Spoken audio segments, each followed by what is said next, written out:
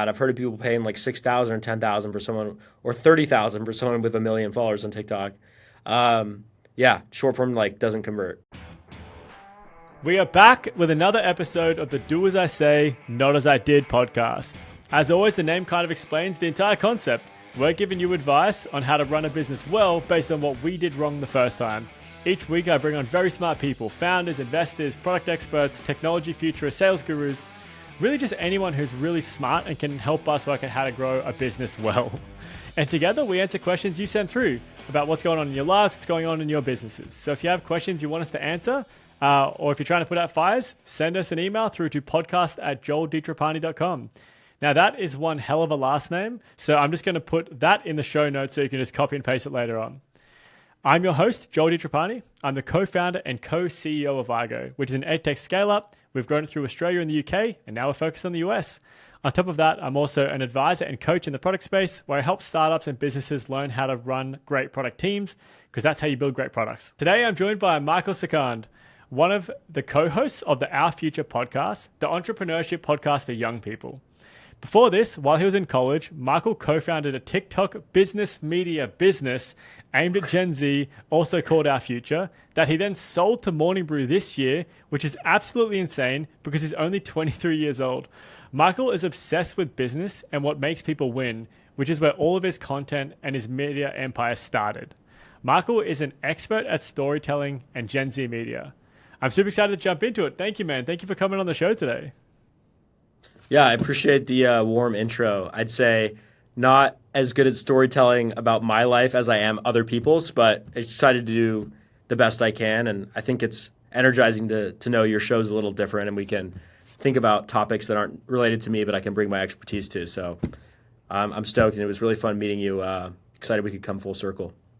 Awesome, man. Well, look, before we jump into the questions today, can you tell us a little bit more about what you're working on today, about Our Future, about everything you're working on right now? Yeah, so sold my company, Our Future, to a major media conglomerate, Morning Brew. They were the category leader in our kind of business media coverage for young people space. And it's really exciting. They gave us a podcast. So we're able to plug into Morning Brew's vast distribution and have a little more backing and credibility behind us to get some awesome guests, but mainly just to have more eyeballs and more attraction to our show. So me and my co-host Simran, we use our network and our kind of reputation as exited young, particularly young founders, to find other exited young people and figure out why the heck they won so early on in life. Like, how did a 23-year-old or 24-year-old, 25-year-old win so fast with one of their first businesses? And we talk about them, break down their strategies, and hopefully demystify entrepreneurship for kids who might see online a kid who's like 22 or 23 killing it, and how do I do that as well? So yeah, we're just demystifying it because we have the relationships to demystify it, and that's kind of our moat, and it's been awesome. So really just focused on growth hacking that while I'm a full-time employee here at a Morning Brew post-exit. Mad, man. Well, I would definitely recommend checking out that podcast because it's done so well. The guests are really cool, and the shorts are insane. So even just subscribe to get those shorts in your channel because they do an amazing job with that short form content. Appreciate it. But let's jump into the questions today. Hey, did you forget about me? Sponsorship, Joel? I know I'm the reason you watch this and you even listen to this podcast. Now, I normally interrupt the advice to give you more advice, but today I'm giving you counsel. And just so you know, I didn't just look up synonyms. Today I'm actually giving you counsel. And that counsel is that you should get Miro in your life. All right? Now, this podcast is brought to you by Miro. And normally each week I like to tell you a little something about Miro that I've learned in the week. But I thought in the spirit of the podcast, I'd actually let Reddit tell you about Miro. So I'm going to read you a post and a bunch of the comments that I found in that post. All right. So this post is called, "Anyone else using Miro for PM?" I just wanted to ask and share. Since we've started working remotely, we've been using Miro quite a bit to work together and discuss new projects and new ideas. It makes brainstorming quite easy, among other things. All right, this is from JRITP. So a question and a compliment. I like that. I'm pretty sure Miro will like that too. All right, and then instead of me giving you my answers, which I do every week, here is a bunch of answers of people who've come back and wanted to talk about this. And these are real answers, all right? First one, from _Mota, M-O-T-A. I use Miro for high-level cross-team planning sessions. After the roadmap is done in product board, we use it for all of our brainstorming sessions. I absolutely love Miro for that. Their mind map is perfect. That's quite nice. I also love it for brainstorming. All right, next one. This is from Sleep Deprived 2012. Very heavy adoption of Miro here. I mentioned in my replies before, we definitely stretch the limits of what it can do. The one big missing feature is true layers and layer management. See? I'm even putting critical feedback in it because I want you to see really what it is. But they love it, but they want layer management. So Miro, is that on your roadmap? I don't know. And last comment for today is, yes, I've used this heavily over the last month for doing user story mapping, assumption mapping, and building a roadmap. It's really been useful, and I don't think we could have done as much work as we've done without it. From John Wheel. Now, that is a freaking recommendation if I've ever heard one. So don't take it from me, take it from the entire Reddit community. Miro is amazing and it will make your life better. So get Miro, sign up today and you'll get your first 3 Miro boards free forever. No time trial bullshit. So sign up today at miro.com/podcast and I'll spell it out real quick. miro.com/podcast podcast. All right, let's jump back into the questions. So question number 1 is called, should we use TikTok for B2B marketing? I have an AI-powered B2B startup, and I'm wondering whether we should use TikTok for marketing. We really have limited time to keep up a high update frequency and a limited budget for advertising. Knowing that TikTok has huge amounts of daily active users, but exposure on your video is really dependent on algorithm, and that's also a lesson we need to learn. Our product's target user are business owners, and we can help them out with their customer experience by deploying a GPT-powered chatbot. Getting more users has been a headache recently, and that's where the TikTok idea hit, but it could be tricky. What do you think? This question's by Dear AI Official. Cool, yeah. So I definitely don't think you should write off TikTok as a B2B business owner.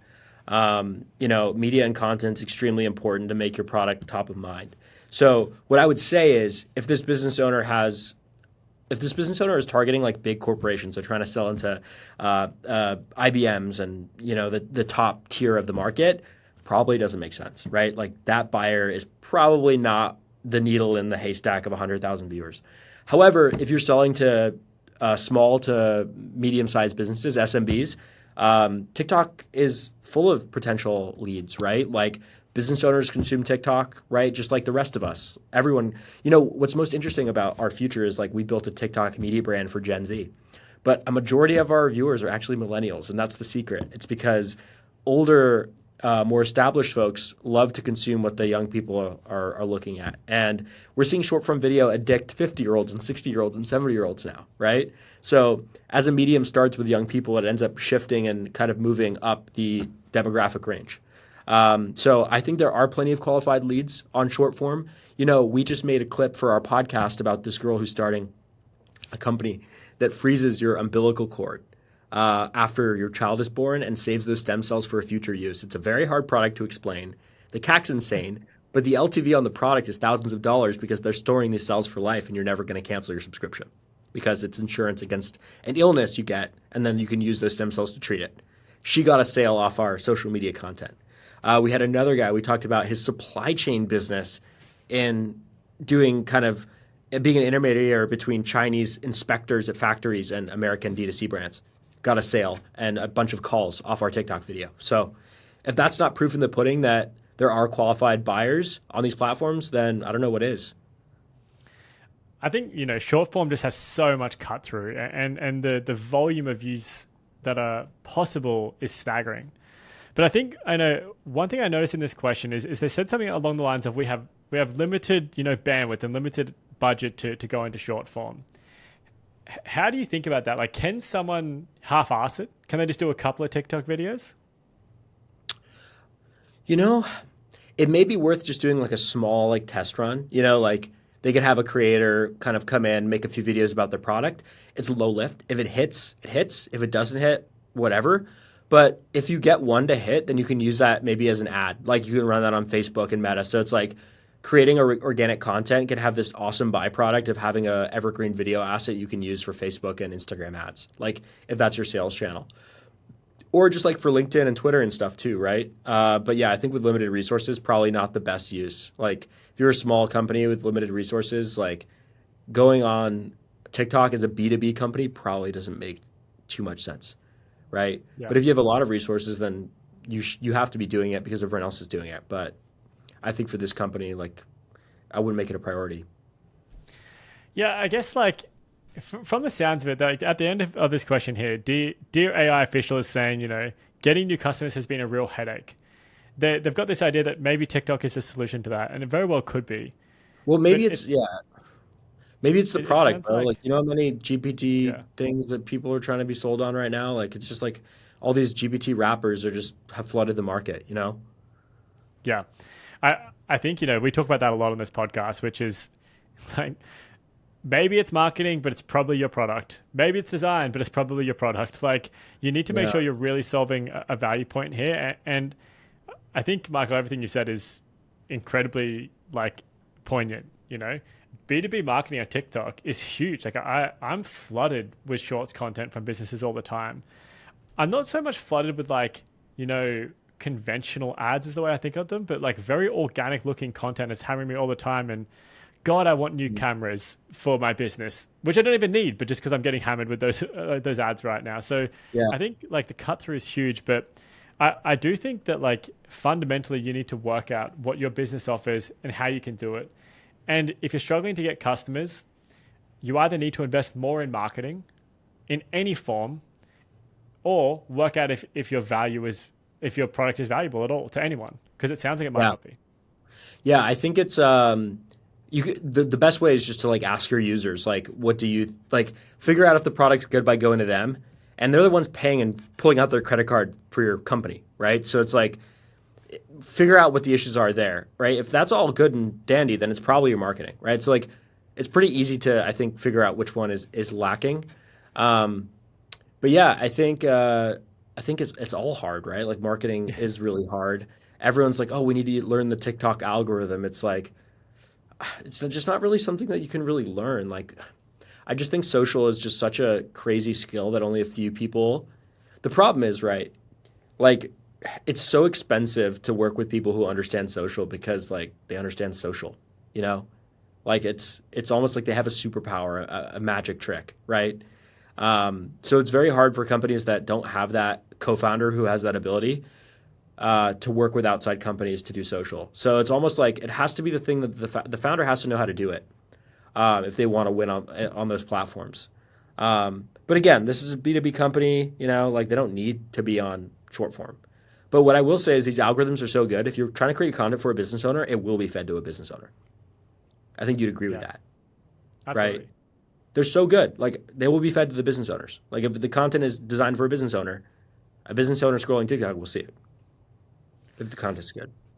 I love it. Well, look, let's try and give this one a final judgment. So, if I'm to summarize all that, we're saying step one: work out if your product is good, and do that by starting by talking to your own customers and work out like are they getting the value out of that? Are they churning or are they staying? Like define if there is value.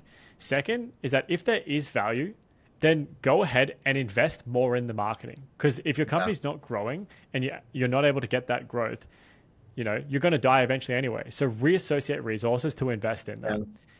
And then short form is a good tactic if it works for you. If you have the resources to invest in it, absolutely do it. But find the marketing tactic that works for you. But you can't really half-ass it. Yeah. You need, if you're not the social whisperer like Michael is, then hire a social whisperer. Yeah, I'd agree with all that you said. And I think a lot of these AI companies are just trying to cash grab. And it's like, let me get marketing out. Let me get people to buy it. It's like, do they even need it? Like, is this a vitamin or a painkiller? Yeah. Um, Larry Page has a kind of framework where it's like the toothbrush test. It's like someone has to use this product every day and it has to add value. And if it does, they use it every day and it's valuable, then I'm going to invest in the company. So, yeah, I think TikTok definitely for consumer companies, like probably the first place you should go for B2B companies. There's probably better sales avenues, but video is awesome. Video is so expressive, like you can show people what the hell your product does. Could I see a video on this kind of like blowing up, being like, this can change how you run your business? Like, yeah, I could see it working, right? Yeah. But it's Mad. again, not everything works. All right. You've been advised, dear AI official. We're going to close that one out and we'll move on to question 2. This one is called, I love this question. I'm so interested in your feedback on this. How do I profit from a rising YouTuber or TikToker? I have a knack for spotting good content creators early before they become extremely popular. For example, last year there were 3 YouTubers with less than 50k subscribers, and I predicted that they would hit 1 million subscribers in less than a year. Today, all 3 have passed the 1 million mark, and others I've predicted are close and will get there soon. Sometimes they stop producing content, which is annoying because I find that difficult to predict, but I find that many of my predictions are on the mark. I'm wondering if I can make money from this skill. I also enjoy it and feel vindicated when I'm right. It's similar to picking microcap stocks, but without the ability to buy a share of their stardom. By the superior man. This is an interesting question. There are companies trying to create secondaries for like this kind of equity, right? It's like I see a creator I like, I want to like invest in them and give them the ability to like build their business out, right? Like capital is really hard for creators because they don't raise for companies. Like it's not like venture capital or startups. Like I built a media company, so it was different in that it was a creator-driven media company. A lot of creators are just human beings, so like you can't really buy stock in human beings, right? But I've seen a few attempts to like try and do it. Like I saw one company do it. It's called like if you're a young, promising entrepreneur, you can IPO yourself, and then people can invest in you, and then they'll buy time on your calendar in like 10 years. That is And then wild. I thought that was kind of crazy, but no, I don't think that can be like that mainstream. But I have met a few companies trying to fractionalize or like crowdfunding in creators themselves, and then but the problem is like like I don't know if I'm a creator, like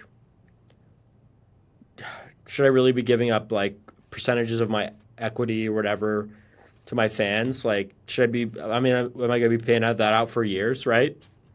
But if a creator is good, they're going to be able to like get revenue, and then like they're going to be able to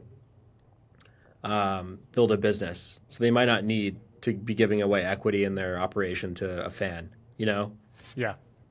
I mean, why doesn't Okay. this guy just become the manager for these creators and start That is growing with them exactly as, the advice I was going to throw yeah, out there. yeah, Just work in the creator economy. It's going nuts right now, Like the night media is huge in this space, and they're just constantly growing all the time, taking on, the world's best creators. But go into the creator economy and find a job that works for you. Because if you can pick the rising stars, go and work with them when they're small. And as they grow, you'll grow with them. Your brand will grow with them. Your company will grow with them. But I think, just find out what you love doing and do it in the creator economy, because more and more and more opportunities will surface because of that. And if you have this knack for picking, the winners, absolutely become their manager and just start getting them sponsorships, because that's effectively is getting equity in their businesses, because, YouTube channels become businesses. yeah. They become media companies. Yeah, I mean, I have a friend Josh who does a business called like Smooth Media, where he just like helps creators build their companies and does operations work. This guy could do that. Like, if he's good at spotting creators, then he should be providing a service to them and then growing and scaling with them, right? That's like how I see it being done. Yeah. But no, you're not going to be able to sit around on your couch, look at creators, and like make money on that. I don't think so. You're gonna have to Yeah. be a little more active. Yeah. All right. So we're going to go to the final judgment here. And it's going to be the superior man. Flip the way you're thinking about this and stop thinking about profiting off these other people, and think about how you can add value to people. Because if you can add value to people that you're confident just going to blow up, like help them blow up, be a part of that journey and grow together with them. Go and work in Yeah. that economy, go and work in that marketplace and manage or edit or produce or ops. Like find what you love doing and go and do it with the people that you think are going to grow, and be a part of that, because that's fucking fun and awesome. Yeah, I mean, microcap stocks are companies. Like you're talking about people. You're talking about profiting off people. It's a little mercenary. So Yeah. yeah, I wouldn't expect to be able to profit from your couch watching YouTube videos, but creating some kind of business that gets in on the ground floor of creators you identify, almost like kind of like a VC firm for creators, like could probably work. If you have that talent, then you have the competency to go and build a business on that skill. So that's what Yeah. I advise. A VC firm for creators actually would be sick. So if you have the ability to go and raise $100 million, do that business. That'd be awesome. Yeah, I don't know. I think the creator economy is a little overhyped, dude. Like I just think that brand deals and such were just so easy. I think so many companies spent so much money on creators and didn't get the return on investment. Now companies are being so like they're penny pitching so heavily, and you have this middle class of creator, maybe in the low audience numbers, hundreds of thousands, that's like struggling as a result. And these big creators are obviously doing great, but like it's the smaller to middle market ones that it's tough, right, to make a living. So Yeah.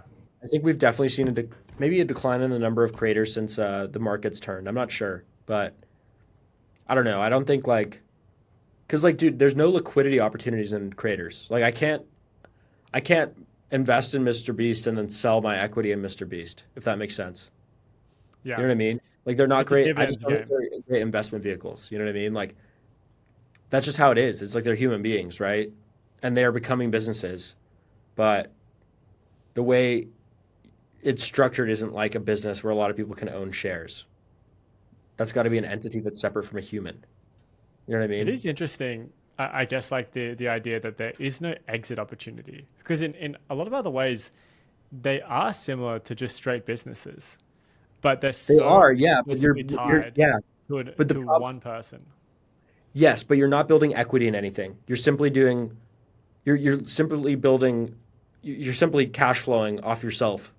You can't sell yourself, right? Like with our future, we created a brand that wasn't dependent on any one creator, but it was driven by creators. So it matched the trends of the time and that people wanted to be getting their information from people who looked and sounded like them, were on the platforms they enjoyed. But it was able to be acquired by a larger media company. And I'd like to think the Our Future brand will live on past like my time at Morning Brew, right? So I saw a way to capitalize on the creator economy and get exit value because I just think like an entrepreneur. But I think a lot of creators, yeah, like the minute they stop creating, it's over, right? They aren't going to benefit from any equity value. And that's why I'm not as bullish on content creators as investment opportunities or like, Knight works with the top 0.0001%. What does everyone else do? Yeah, yeah. If you've I don't got know. Dude Perfect and Mr. Beast, you're fine. But if you don't, then Yeah. what's gonna happen? Yeah. All What's right. the what's your path, Yeah, I love it. That's interesting. I haven't actually thought about the exit opportunities there because it has a Yeah, I huge limiting mean, factor. the smart thing, look at Bobby Alta or not Bobby, Alexander Cooper just left Spotify, and now she's doing her own podcast network. Like, that's what smart creators should do: is build their own media companies, use their distribution to bring up other creators, and then that's a valuable entity, right? Because then it's not Yeah, all dependent on them. You're building a media company. You have to build a media company as a creator that isn't dependent fully on yourself, maybe can be partially dependent on yourself, to be able to achieve um, uh, to be able to, build equity in something more valuable and powerful than yourself and can compound over time. yeah. All right. Well, the superior man. I think we've given you plenty to think about there. You've been advised, but stop profiting off people and think about building value. All right, we'll move on to question 3. This one is called, is paid media still working for you? I used to acquire customers with paid media effortlessly. However, in recent times, regardless of the effort I put in, I'm not seeing the same results. Mainly I used Google and Facebook for advertising. Have you experienced a similar decline in effectiveness with paid media advertising in recent times? And if so, how are you adapting your strategies to cope with these changes? From Ben DeKex. Yeah. Paid ads were cheap. There was an arbitrage to be had in the 2010s. Doesn't exist anymore. Facebook ads, IG ads are very expensive. There's lots of direct-to-consumer company. Everyone is using them. So no, they're not undertapped. Warby Parker, a lot of these D2C brands, Harry's, you could look at a lot of them. They use just cheap native deodorant. They use these cheap D2C ads, and they could put $1 in and get $5 out. Morning Brew grew through paid ads. So the Hustle grew through paid ads. And they could get X many subscribers from X dollars. Like it was a very easy equation. People have grown more hesitant of ads over time. It's just the market's gotten more crowded. More companies are trying to use these social platforms to advertise. But then, yeah, and that's why people have like shifted to organic. That's why like TikTok's become such a huge thing, right? And like creating your own media company as part of your company, owning your distribution, so your CAC isn't super high. Like that's why distribution is such a moat. But that's also really hard because it's really hard to like have a good content engine. So I just think there's always like a new arbitrage though, right? Like I would just keep your eye out for the next one, right? There's always a way to like capture undervalued attention that you can profit off of. Um, TikTok's been around for too long for that to be it. Facebook's ads have been all around for too long for that to be it. Amazon ads as well. Um, there's more there's more ways. I'd say the biggest arbitrage of late has been organic content, but there's probably going to be another one coming. You know what I'm saying? Um, that's how I think about it. I think that's just, a really important lesson for business in general. Trends change all the time. And so Yeah. having an app in 2007 was the hack. That was the arbitrage. If you had one, you had a completely new sense of distribution, suite of distribution. Whereas, then now it's just like standard. If you're offering a platform, it needs to be available on every possible imaginable device. Like, you need to constantly change the way you deal with product, the way you deal with distribution, the way you deal with marketing. The world is continually changing. Technology is continually changing. That's why rappers for AI blew up this year, and now they're all dead, like, because the value's not there. So shift and change all the time. And I think I think you make such a good point, Michael. The marketing trends change too, just like your product needs to shift and to serve different value to different people over time. The way you access those people is constantly changing, and that's why great product people are expensive. And that's why great marketing people are expensive.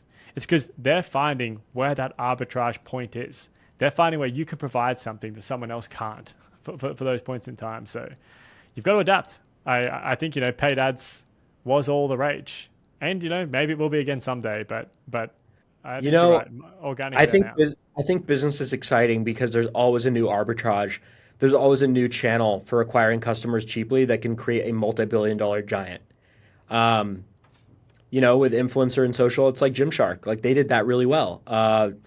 There's many examples. With Facebook ads, it was Warby Parker. There's going to be another with Amazon. There's a ton of Amazon companies that were sold for hundreds of millions because they were using cheap Amazon ads when those came out. Now, Amazon's a huge player in the advertising market.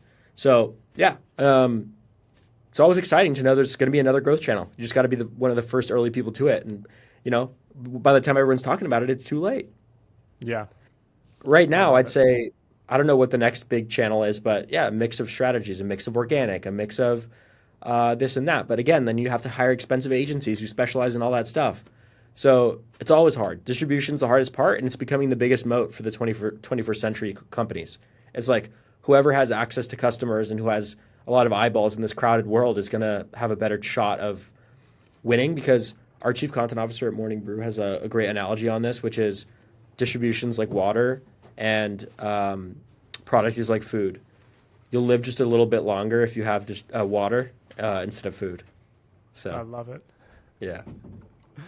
Well, man, all right, let's wrap this one up with the final judgment, which is that paid media isn't working as well. It is more expensive, but that's always been the case. Trends always change, so keep your ear to the ground and find the next one. Yeah, you can't rely on what you've always relied on. Yep, absolutely. All right, I think we've got time for one more question. So this next question is called, I sponsored a TikToker with 1 million followers and only got 15 clicks. So I recently sponsored a TikToker with 1 million followers, and it's been about a day since he's posted it, and my site has less than 15 clicks and 0 sales. Is this normal? The delivery of his TikTok seems pretty well done. I thought it may also be that our site isn't good enough to drive in sales. But wouldn't the link at least get a couple of clicks? I need some urgent feedback about what I can do to improve this campaign, because our company now owes this guy $1,500. From Adam Parker 1. He spent $1,500 on it. Yeah. That's not even that bad. I've heard of people paying like $6,000 or $10,000 for someone, or $30,000 for someone with 1 million followers on TikTok. Yeah, short form doesn't convert. It's as simple as that. It's very, very tiny percentage actually click the link in bio. The CTA has to be really, really good and convincing. Yeah, I guess it is not unusual for that to happen. Right? So I guess, this is a world that I don't really understand. Yeah. But, you're saying that short form content gets the distribution, it gets the attention. That's the way to go. And if you want to do B2B marketing, definitely TikTok can work and short form can work. But if you're saying it doesn't convert, then what's the point of the short form and the attention? I think you have to touch a consumer 8 times. There's a famous quote: you have to touch someone have someone see your product 8 times before they buy it. You have to hit them over the head 8 times with it. You've got to be everywhere where people are. And if people are consuming their information, they have to be seeing your brand on these platforms. They have to be reminded of it. They have to hear from it from a friend. They have to have seen it on TikTok. They have to have their mom talk about it and their dog talk about it for them to take the product and the idea seriously. So it's you got to put if there's this highway that everyone's on and everyone's putting a billboard up, you damn best do the same. right? That's how I think about it. It's a great way for getting attention and getting your name and your brand out there. In terms of like converting actual sales, you like probably not. The problem with marketing is everyone wants to be like performance focused. Everyone's too short term. Um, but like if you invest in the companies that win on content and stuff, they make a large investment in creator content over a long period of time. And they get really good at finding the right creators and being judgmental over the right ads. If you just approach TikTok with 1 million followers and expect your product to get sold like crazy for $1,500, you're nuts, right? You need a long, cohesive strategy to make the platform work. That is such a good differentiation. You know, it's the same reason paid ads don't work as well anymore. And it's because people need to continue to be reminded about your product. So if I see something one time, I'm definitely not buying that. I have no trust with that.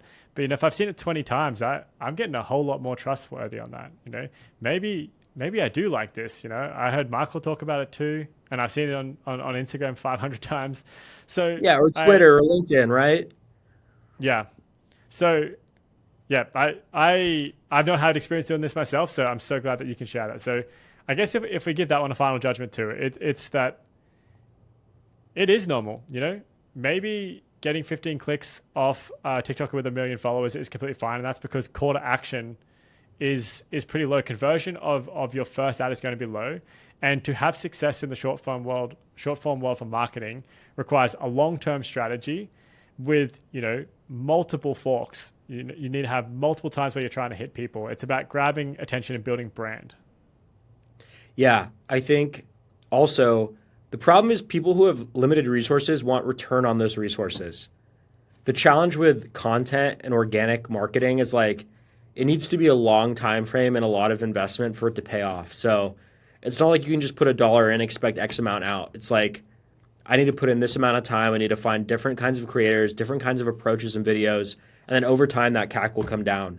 But everyone's just like, oh, I want to do this video and I want to get all my ad spend back. And I want to double my profit. I want to get like double.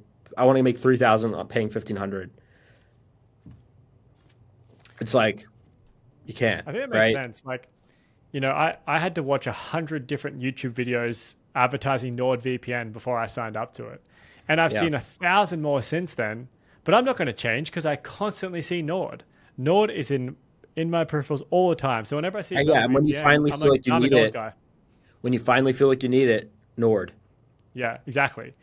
Yeah, because I guess, also when you're on TikTok and you're like scrolling through, you're not thinking, I want to go get a GPT wrapper right now. So it's not hitting you at the right time. That short form content isn't like people. The way TikTok and all short form is created is to keep you in that platform, engaging with that content. Exactly. It's not there to make you go off platform and do an action. Yeah, but if the content is great enough, occasionally it will make someone stop, call their friend, send it to their co-founder. We need to do this. Yeah. This is really interesting. And people share those videos a lot. So it's like if you're going to action to share it, that's like, okay, there's a little more intention behind that, right? You're commenting, all that stuff. All right. Well, we'll wrap that one up. Adam Parker, you've been advised. So that wraps up all the questions. The last section of the show, absolute audience favorite, plugs. So, Marco, what's going on? What would you like to plug today? Definitely we'll plug Our Future podcast. You can check it out on YouTube, Our Future podcast. Also on Spotify, on the podcasting platforms. We have a few fabulous interviews. Mostly the episodes are me and my co-founder jamming on the coolest and most exciting stories of young people who have become millionaires through one way or another. So yeah, check it out. And check me out on Twitter at Michael Sikand, Michael Sikand. That's about it. Same on Instagram. We'll put all those links in the show notes too. And on my side, don't forget to like and subscribe. Pull out your phone right now, like it, subscribe, 5 stars on all the platforms, and pull out your friends' phones, your family's phones, like and subscribe on theirs as well, and download every single episode and take up all that storage. And then thank you to everyone who wrote in with questions. We love the questions. They're really fun to answer. If you've got questions you want us to answer, send them through to podcast@joelditrapani.com.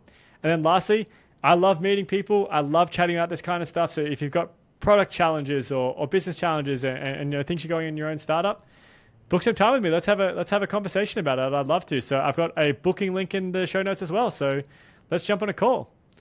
Well, we're going to wrap this one up. Michael, thank you so much for coming on. Thanks for arguing with us and laughing with us. It's been a really fun conversation. This has been another episode of the Do As I Say podcast. We'll see you all next week. Thank you, Joel. Peace out.